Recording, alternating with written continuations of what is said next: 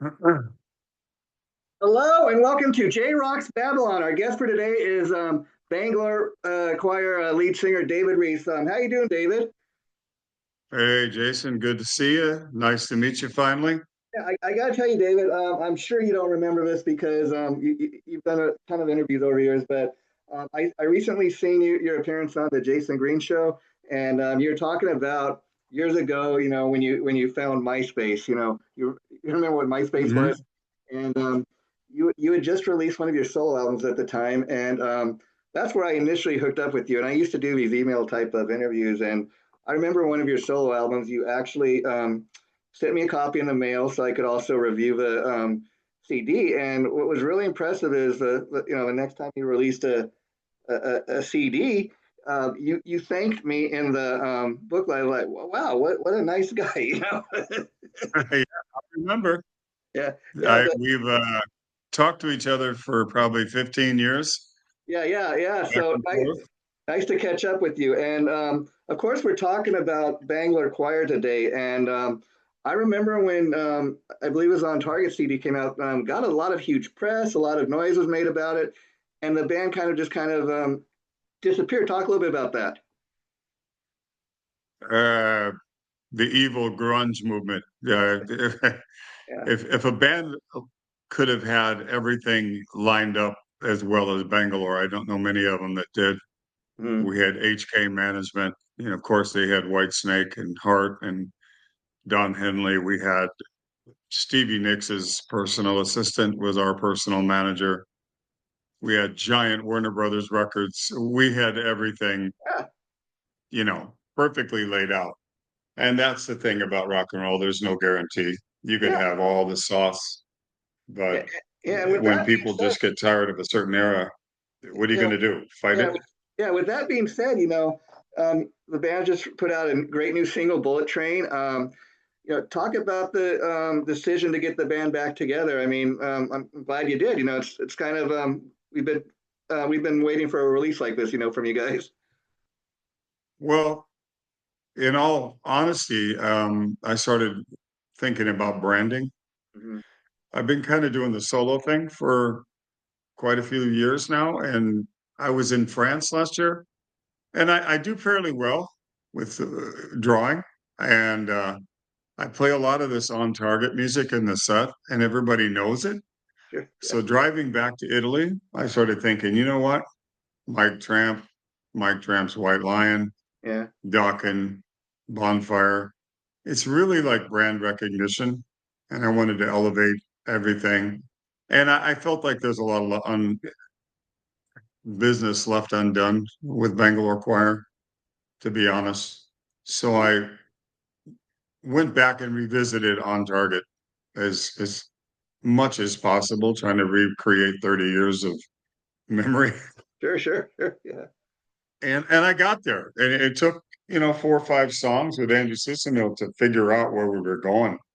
But I think Bullet Train's a good representation of what you're going to get.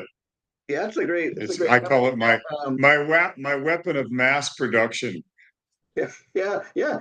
It's a great way to kind of reintroduce the band. That song Bullet Train. How far along are you with the new album?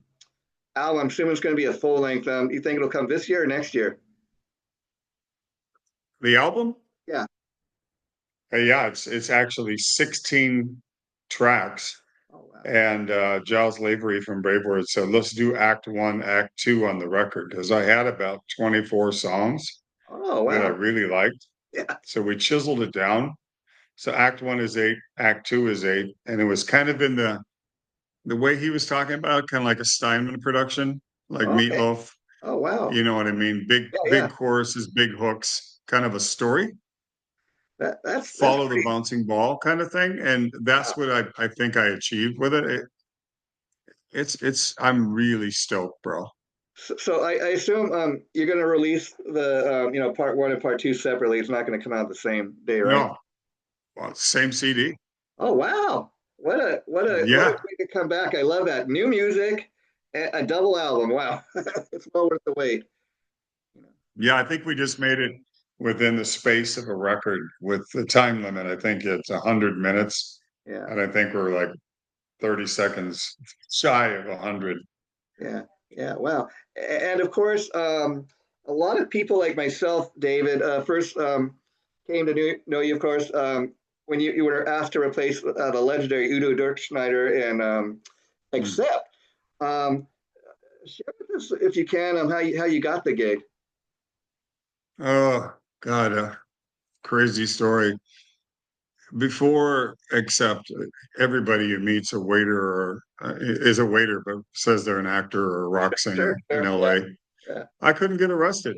You know, you live in California, right? yeah, yeah, And I kicked around in Orange County, all the places to find the right players and demoed, and nothing ever happened. yeah. Uh, Staying in Santa Monica, living on a floor, I Wow. had recorded a bunch of demos with Mitch Perry. And one day I just said, you know what, that's it. Packed my knapsack, got on a Greyhound, and my family had moved to Colorado.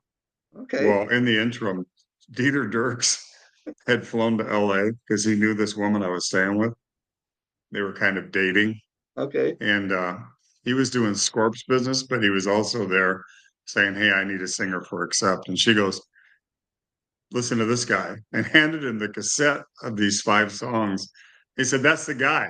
Where is he? She goes, I don't know. He split like 3 days ago. I think he went to Colorado. Oh, wow. So the story I was told is they got in and started going through directory assistants and how many Reese's were in the area, Oh, and they wow. narrowed it down. And they found my father's house, and then he gave them my number. So one night in February, Wolf Hoffman called me, Well, amazing. and And I thought it was. it's pretty amazing too the fact that a legendary German band is hires an American singer. I mean, talk a little bit about that. Mhm. Yeah, Yeah, a big part of the reason why it didn't work.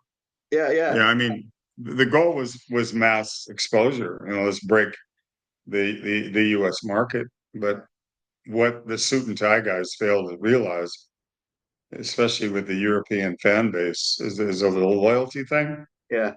And Udo is accept. So I fought with that. Udo and I've been friends now for 40 something years. And one night I asked the management, what is it about that guy that everybody's so crazy about? Yeah, And she looked at me dead serious and she said, because he's one of them. yeah, yeah, He yeah. is South German construction meat and potatoes metal singer. You know what I mean? Sure, sure. And the loyalty was, how dare you do this to our band? This is our German band. Yeah. And they thought it was kind of a sellout. So it was like there was no middle. Nobody like they either hated me or they loved me.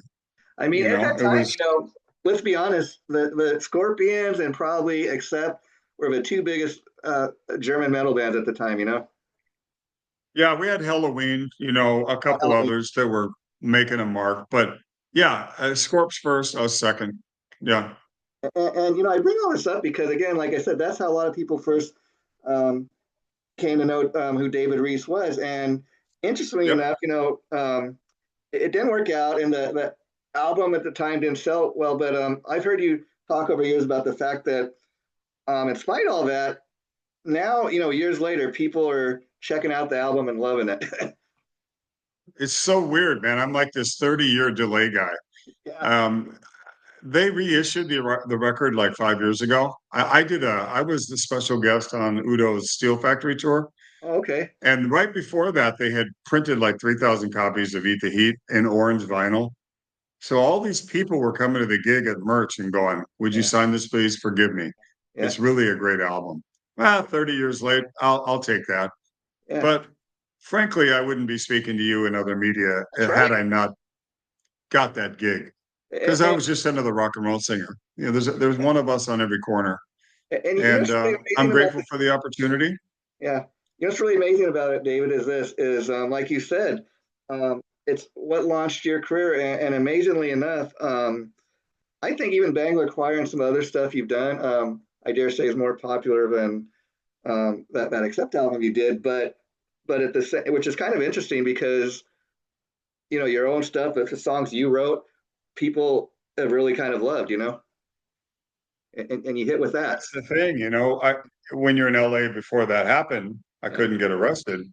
I'm homeless. I come back to LA with a fireball after they fired me, except, and everybody knew me.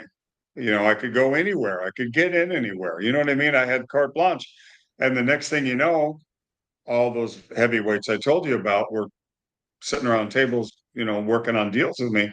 We played 9 gigs in LA and so in Orange County, and that's over a course of about 6 months. Sure.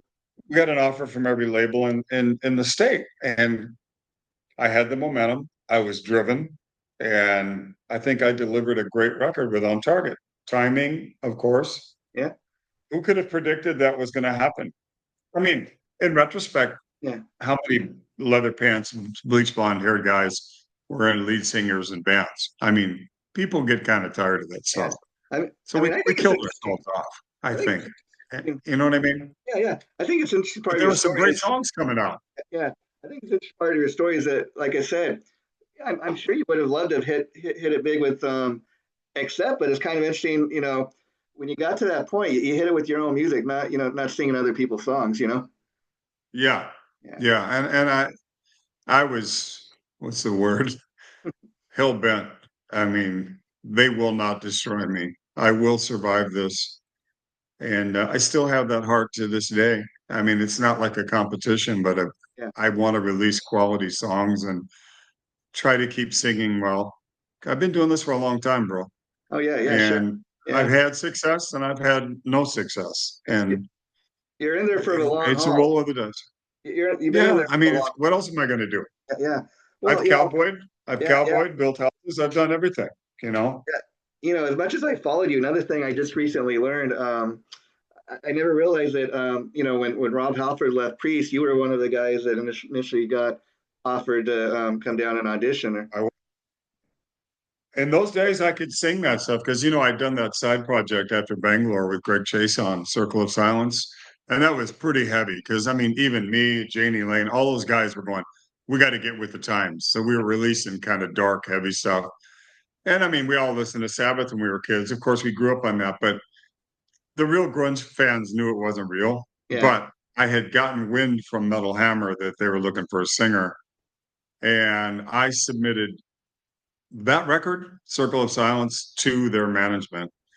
And we were getting faxes in those days. So I was getting a fax about every 3 days. And I'm going, oh my God, I could be the guy. It was me, Ripper, and Ralph Sheepers they liked. And this went on for weeks. And I'm like, listen, man, all I got to do is get on a plane, go over to England, and I'll rehearse. I know every word, every song. I've covered everything you've done. And they're like, oh, it's a big decision, blah, blah, blah, blah, blah. So I kind of got impatient. I had to do a press tour Sure. for Circle of Silence in Germany. And I was at Metal Hammer. And one of the guys there go, well, I've got KK's home address in my Rolodex. I Yeah. said, give it to me. So I wrote him a letter sitting in the office. He lost his friggin' mind when he Well, got that letter.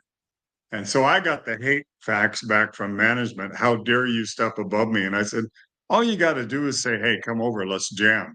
But they took it. KK really wasn't pleased about that. So I might have shot myself in the foot. Ripper well, was a good guy to come in. I mean, it was the right choice, but what a great story though to have to tell. At that same token, it's kind of interesting. Like you said, Ripper got the gig, the other American guy, and again at the time, I remember being surprised because they're this legendary British band, and the fact that they went with an American, mhm.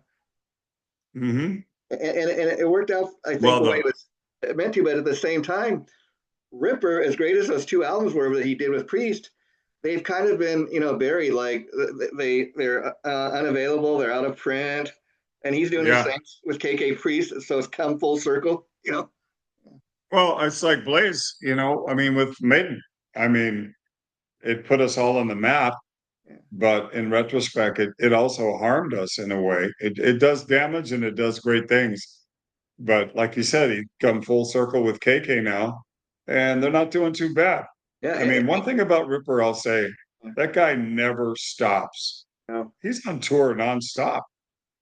And it seems like he's finally He's getting the like, recognition he deserves with KK's Priest. yeah, yeah. I heard he got the gig with Priest during a sound check, and they were just warming up, and Halford didn't want to do sound check, and I think Glenn or somebody said, anybody know any Priest songs in the back line? I do. And he Yeah, walked out and did the Ripper, did Sinner, and they're like, oh my God, who's this guy? yeah. Not even warmed up. He's nailing it.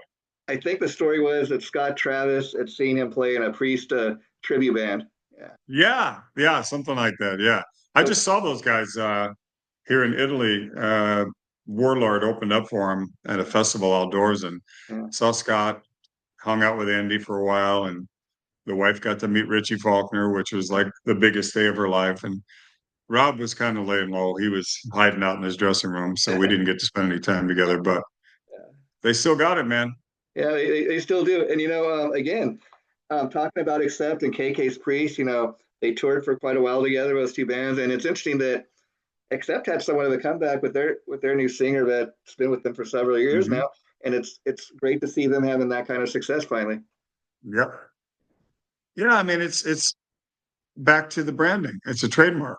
Yeah, So you go from Eat the Heat, which is a commercially, if you listen to the Accept album before I joined, you had Russian Roulette, Metal Heart. They were kind of leaning into the more radio friendly metal. sure.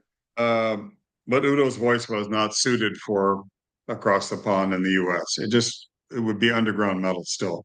Yeah, So the whole idea was let's break this thing because they were doing like 400,000 units in the States. They couldn't quite hit gold yeah, and they wanted to do it into a platinum thing. But Udo, look at that guy's career.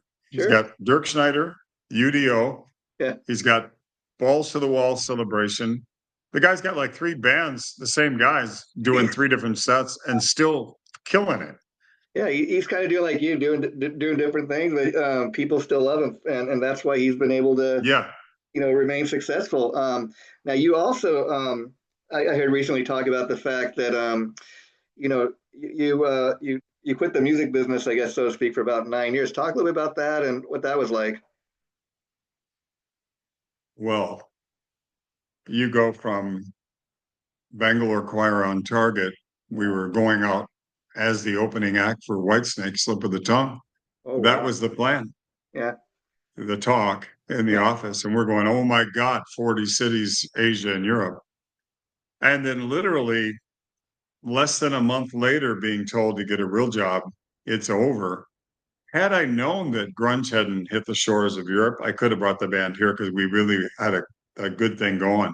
But I was told it was dead everywhere. So after all that went down and I did the Greg Chase on project, nothing happened. I think if I didn't have a nervous breakdown, I don't want to know what one is.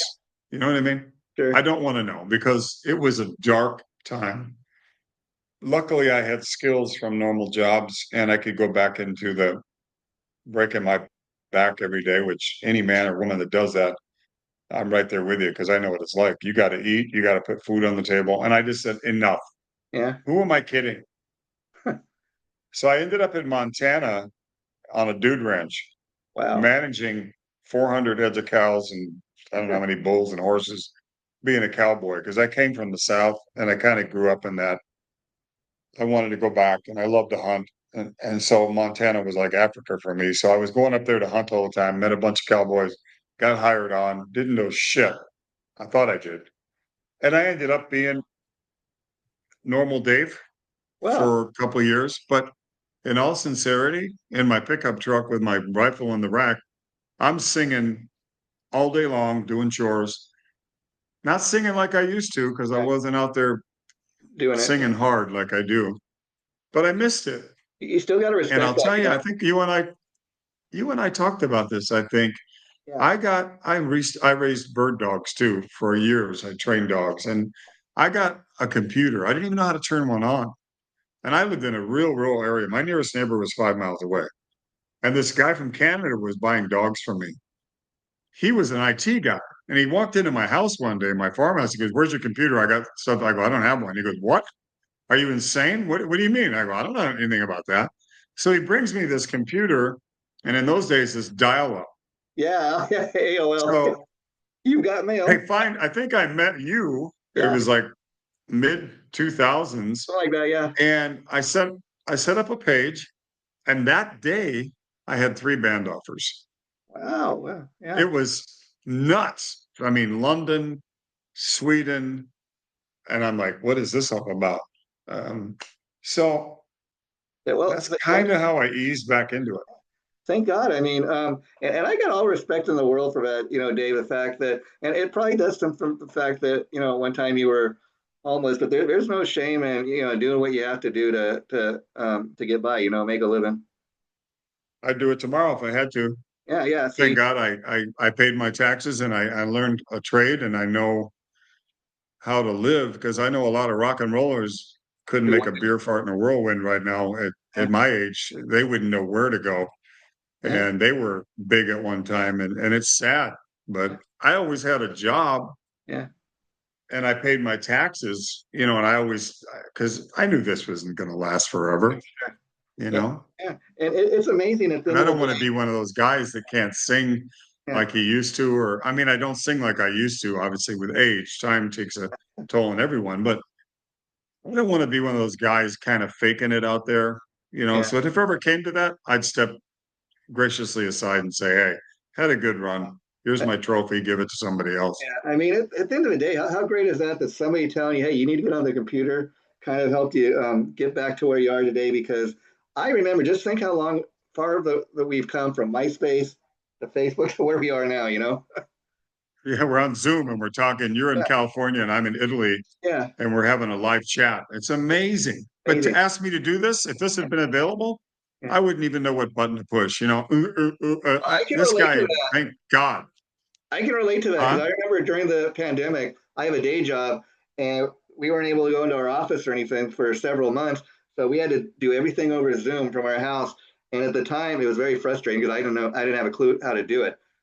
But so I Hmm. educated myself, like you said, because I thought this would be a great way to interview people, and it's Hmm. kind of fun. And so I'm glad I was able to do that. Now, I was also wanting to ask you, David. I was curious, at what point in your life did you know you wanted to become a singer, say, versus playing a guitar or playing the bass? The story is probably redundant, but I was in choir in Mm-hmm. grade school. Oh, wow. And I'm gonna tell you where I came from. A boy singing in choir, you got your ass kicked, dude.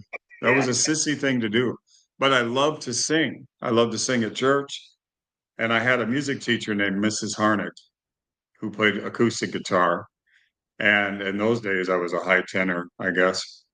My voice hadn't changed. And she heard something in my voice. So I performed yesterday in front of the school, and the people went nuts. And there was this feeling because I was a insecure, messed up kid. You know what I Okay. mean? I Yeah, never yeah, really felt like my shoes fit right, or for sure. I just never had a real self-confidence. That moment, I felt like I owned the world. Oh, wow. But I left the school walking home, and the bullies chased me down and beat the living crap out of me. So I decided I'm not going to do that again. This is hell. I'm going to get killed. Hid out in my house, and the teacher came back to find me. Where's David been? And my mom said, he's not going to do it anymore. She goes, he's wasting, he's got a gift. We got to get him back in choir. But I refused. Uh, And that's a sad story in a way. But that moment was one of those times. I don't know if you ever had that where you felt like, hey, it's going to be all right. yeah, yeah. That's what that was my revelation It to went, singing. And I always, as a kid, sang along with Loretta and Conway and George Jones in the house with my grandmother. She played music all day long. That was her thing. I mean, it lit So I the was fire in you. surrounded by it. Yeah, it lit the fire. And how many It's just other, something. I can't tell you how many other people I've heard similar stories that, hey, start singing in the choir. You just never know where it's going to lead to. Yeah. Yeah, and it's unfortunately, I mean, now it's more acceptable, but back then, society was a different thing. It was like you go to work, Mm. don't do what the girls do, or we're going to beat the shit out of you. Yeah, yeah, And it's sad because a lot of people take that literally because they're, you know what? They're jealous. yeah. You're getting attention and they don't like it. They're not getting it by throwing a football across the Sure, field sure. or racing down a track. You know what I'm saying? You got this thing that people are going, whoa, he can sing. Yeah, And yeah. they're giving you adulation. They don't like it. And yet, who knows? There's That bands may, that I've worked with. yeah, That's human nature, man. yeah. That may be what led you to towards metal because metal's a little heavier, a little more aggressive, and Yeah. I mean, my first two heavy records was Alice Cooper, School's Out, and Machine Head. oh I wow, bought them the same day, and I played them till I wore the grooves out. I'm Alice, a B-side yeah. guy, Alice you know. Cooper, I love him. He's still to this day. I just seen him last year, if you can believe this, performing at the Orange County Fair. Kicked ass, Yeah.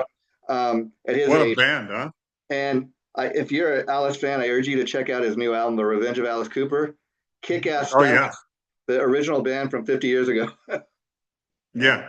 Yeah. I mean, what I mean, that guy, he is well, he's the ringleader, isn't he? yeah. Shock rock. I Then the mean, fact the that story of Frank Zappa, yeah, when he played the whiskey, this Frank Zappa, everybody ran out of the club. They were tripping their minds out on LSD. Here's a yeah, guy with a boa constrictor with this makeup and acting crazy, cutting off heads. yeah, And the fans were all hippies. And Frank was in the back of the wall watching. And he said, anybody that can clean out the whiskey on a Friday night, I'll sign you to my label. yeah, He yeah, saw it, yeah, you amazing. know? Yeah, and then there was the fact that Alice got so strung out and alcohol and stuff, but he's been clean for over 30 years and he's helping people with that now too. Mhm. You know. Yeah. I mean, look at him. And that's proof like me. I've been clean 7 years this September, alcohol free. And it was the best thing I ever did. I'd look at guys say, I'm sober now. And be like, ah, you pussy. Come on. Mhm. No, man, you don't get it. And it takes about 50% of your get up and go. It takes the lead out of your pencil as a singer. I'm telling you. Yeah, yeah, So I listen to live recordings of me drinking on stage and I listen now. It's night and day. I yeah. think that if I'd have carried down that road, I wouldn't be singing at all Sure wouldn't be talking to you right now. And of now. course we just lost Ozzy in July. I was curious, how big of an Ozzy fan were you? No, huge. I was actually the song Changes. I have always felt that. And there was a black artist that was doing it on YouTube, and it kind of reminded me one day. I just found him and I was watching him sing it, talking about losing his mother and the pain in his voice. And then I pulled out the Sabbath record and listened to Ozzy sing that and went, man, Ozzy was amazing. So then I put that in my set and I debuted it in France last year, like October. Wow. The audience went insane. Yeah, The power of what Ozzy did. I don't think people, you know how people are dying now? It sure, seems like sure. every day, Yeah, famous yeah, people, yeah, they go, yeah, oh, rest in peace. And the next day you don't hear their name. I mean, we lost Mick Ralphs, a bunch of guys yeah. that were heroes of mine, you know. But Ozzy, it's carried on now. This everybody's still talking about it. And how ironic that he played that gig and then like 10 days later he's gone. I think that's what Isn't was in that his heart. He lived just to do that one performance. Yeah. I think that's just that's Ozzy, man. Yeah. I'm going out with a bang, and he did. Yeah, I mean, I was kind of questioning him, with the Parkinson's disease being able to get up on stage, but it didn't seem to matter. I mean, he just gave it his all, and people loved that. And it's funny I because I remember I the day he died, was announced on TV. I can believe all these like mainstream news shows and stuff were talking about it. What the local news station in Los Angeles, they spent like a good 45 minutes announcing the death of Ozzy Osbourne and what he meant to everybody. like we lost a president or Yeah. something. I mean, he was as nuts as he was. Uh, He was everything about him was it was like Lemmy on steroids. sure, You sure. know, you have characters in music that are great. When we lose Plant and those guys, it's going to be really sad. We lost Freddie. I mean, remember when Freddie died? In Rolling Stone, there was a picture about 4 inches square, black and white, like on the bottom of a page. Freddie Yeah, Mercury dies of AIDS. I thought this guy should be on the frickin' cover of Rolling Stone. sure, Why sure. is he just this little corner photo? Ozzy'd be on the cover. It kind of reminds me too. I remember when Eddie Van Halen died. I'm in my living room at the computer listening to the morning news, and just a little bleep like legendary guitarist Eddie Van Halen dies after 20-year battle with cancer, and move on to the next story. Mhm. Yeah, And look what he's done. Every guitar player you talk to, yeah. who do they revere? Eddie. Edward. Yeah, Nobody played rhythm like Eddie, and nobody wrote. You could play those dark riffs like Unchained, Mean Streets, and be radio friendly. That's how genius he was with the vocal arrangements. And look what they did with Sammy. they were even bigger. Yeah.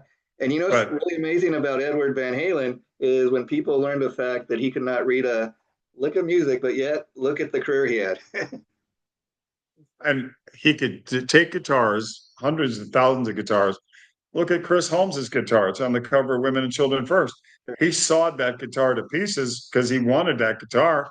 And Chris loaned it to him. And the next thing you know, Chris is like, "Hey man, that's my Guitar. uh just my destroyer." And you cut the back of the wing out. And he goes, "Sorry, man, I just love the tone of that guitar." And he goes, Wow. "That's all right. You're Ed. You can do it." I Yeah, mean, yeah, yeah. that's Chris's guitar. He striped it out. Wow. I mean, the guy was kind of one of the nerds that could work on everything and get what, because he couldn't afford to buy it. Yeah. So he had to teach himself how to make it work. Oh wow. And so I guess a great place to end it today, David, is I was reading that Bangalore Choir is going to go out on tour with Alcatrazz and Girlschool. What a cool tour. How did that come together? Yeah. Giles Lavery, singing for Alcatraz. He offered me the Alcatraz gig a couple years ago, and I said no. Oh, I said, get Doogie White. And Doogie only lasted, I think, a record or two. And Giles had been managing Graham for so long. He brought Graham back from the dead. Giles loves a lot of credit for that because I remember uh, Zamparelli, remember her in oh, LA, sure, sure. calling me on MySpace, sending me messages. Hey, can you help? When you put Graham on in front of you? And she couldn't get his career back. But somehow Giles nourished that back and got him out with Schenker again, and they mended fences. But I turned the gig down. I think the two bands and my band is a great lineup. Sure. Ticket sales are really good right now. I mean, it kicks off in November, but I'm going out in October headlining a week shows in France and Belgium, and then I'm going out with those guys. I know all those guys, so it's going to be really comfortable. I've done records with Jimmy Waldo. Giles sings some harmonies on my new Bangalore Choir record. Um, so it's kind of like a family. I know all those people, so it's not going to be this ego drama crap. Yeah. Should be pretty smooth. And I like the fact Girl School is going to get to be on there. They're a lot bigger in Europe, but it's good to see that they're still out there doing what they do. Dude, I saw him open for Saxon last February Uh, in Milan. They rocked, bro. They had their crowd there. yeah. Place was sold out, but there was a girl school fan base there. So Kind of this, punk like, yeah. but punk metal. It was good. So the tour is going to hit the U.S., right? I mean, I just think, No, I am. I oh, just got off the phone before we started this. I'm working with some other people in the United States to go over and do a Bangalore choir tour with some other bands that were came out when I did, and I can't reveal who they okay, are, well, we'll have you of back. course. But Yeah. we're talking about doing a couple weeks stateside. Of course, I'd probably hire US guys Uh, because just financially it's absurd to try to bring anybody from here over there. But um, I'll be coming over there in the spring of next year as well. oh, cool. I can't wait for that. And what's it been like, American guy living in Europe? Was it a huge culture shock when you first moved there? Had a little training, living with Accept for a couple of years in Sure. Germany, and then I went back to Germany for a while and lived there. And then I've had my, preseason warm up tickets. I mean, I kind of some of the things are weird, um, but if it wasn't for my wife, I wouldn't be here, Okay. to be honest. I Yeah. mean, I love Italy, but I mean, I wouldn't be here if it wasn't for my wife. I've been here since 2014, Mhm. and yeah, I'm happy as can be. You're only wherever you go, there you are. I mean, I miss Montana. Sure. Sure. I miss America, some of the accessible things that we don't have here, but we have things here that they don't have there, Yeah. Yeah. Yeah. And like you said, like big festivals and lots of clubs and a thriving music business. You know what I mean? And yeah. so no matter what I mean, I played Grass Pop last year. Sweden Rock. I mean, you've got that availability to get on those Yeah. bills if you have kind of a name of yourself. Those agents will go, yeah, let's put Reece on Saturday at 4 o'clock in the I afternoon. don't know why, but the Yeah, Europeans there's 40,000 people there. It's not bad. I don't know why, but the Europeans really love their metal, and support their bands. Yeah. Well, David, It's not like America. uh, They stay with it. It was really great catching up and talking to you after all these years. Let's make sure it's not Yeah. so long. In fact, I'd love to have you back once the album drops because I'd really love to. October 24th, man. Brave Words Records. Let's do it again because we could talk about Act One and maybe do another podcast about Act Two. I mean, I'd be there's happy to. 16 songs. I'd be happy to do that, my friend. And in fact, we'll make a plan of That'd be it. great. I'll tell you what. The interview we're doing right now, I'm going to try to get up later today. I'll be sure you get the link. Okay. Thank you very much, and I'll share the crap out of it. Thank you, Jason. Take care, my friend. Bye bye. Nice to finally meet Yeah, you. yeah. After all these years, right?